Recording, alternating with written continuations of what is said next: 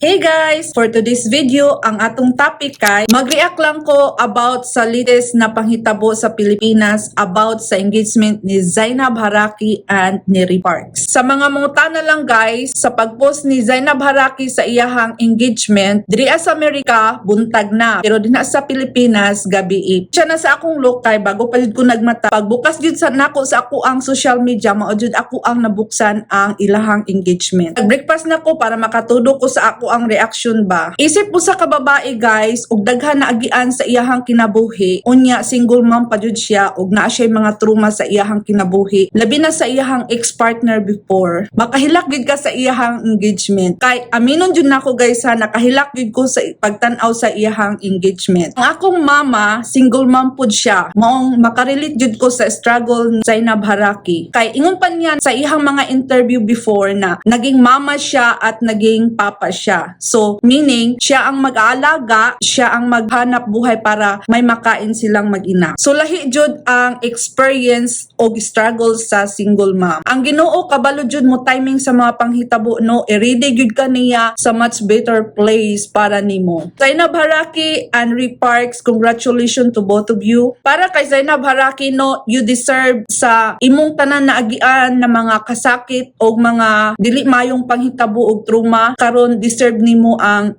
enjoyment and happiness. Enjoy the moment and congratulations again. Maura to igsuon, daghang salamat sa pagtan-aw. Ayaw kalimot sa pag-follow, subscribe and like and share. Salamat. Bye-bye.